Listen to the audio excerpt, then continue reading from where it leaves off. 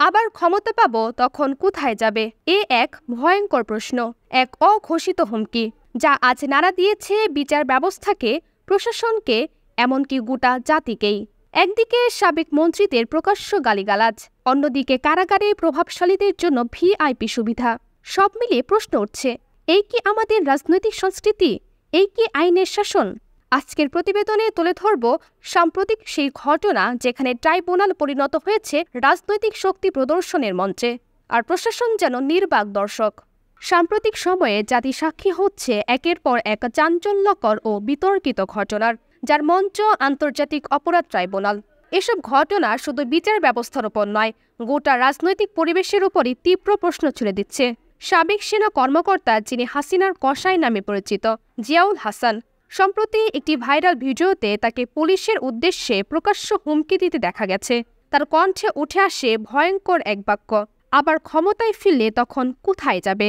অন্যদিকে সাবেক খাদ্যমন্ত্রী কামরুল ইসলাম, তার একটি ভিডিও ঘুরছে সামাজিক মাধ্যমে, যেখানে তিনি পুলিশকে উদ্দেশ্য করে ব্যবহার করছেন অশ্লাব্য ভাষা, অশোভন ইঙ্গিত। গত বুধবার আন্তর্জাতিক অপরাধ ট্রাইব্যুনাল চত্বরে দেখা যায় আরেক নাটকীয় দৃশ্য। সাবেক মন্ত্রী শাহজাহান খান বারবার হেলমেট খুলে ফেলছেন, রাগে ক্ষোভে উত্তপ্ত হয়ে উঠছেন। ঘটনাস্থলে ছিলেন হাসিনার জোটসঙ্গী রাশেদ খান মেনন। তাকে লক্ষ্য করে ইনু বললেন, দিন আমাদেরও আসবে।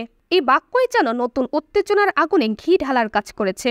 চিফ প্রসিকিউটর তাজুল ইসলাম সংবাদ মাধ্যমকে বলেন, শাহজাহান খান, ইনুসহ আরও কয়েকজন ট্রাইব্যুনালে পুলিশের সঙ্গে অশোভন আচরণ করেছেন। এটা বিচার ব্যবস্থার প্রতি চরম অবমাননা। প্রশ্ন জাগে, এই উদ্যত আচরণের উৎস কোথায়? বিশ্লেষকদের একাংশ মনে করছেন, বর্তমান রাজনৈতিক অনিশ্চয়তা এবং ভারতের ভূমিকাকে ঘিরে অনেকেই মনে করছেন ক্ষমতার পালাবদল খুব কাছেই, আর সেই সম্ভাবনায় কেউ কেউ আগে জোর দেখাতে শুরু করেছেন।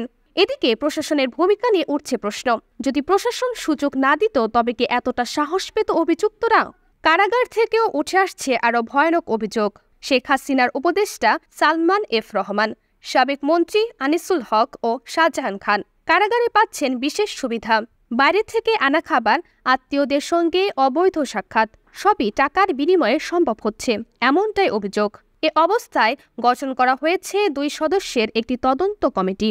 কিন্তু প্রশ্ন থেকেই যাচ্ছে, এ তদন্ত কি শুধুই আওয়াজ, নাকি বদলাবে ক্ষমতার মুখোশ? জনগণ উত্তর চায়, বিচার চায়, কিন্তু পাবে তো? আপনার মতামত জানান কমেন্টে। নতুন খবর পেতে চ্যানেলটি সাবস্ক্রাইব করুন।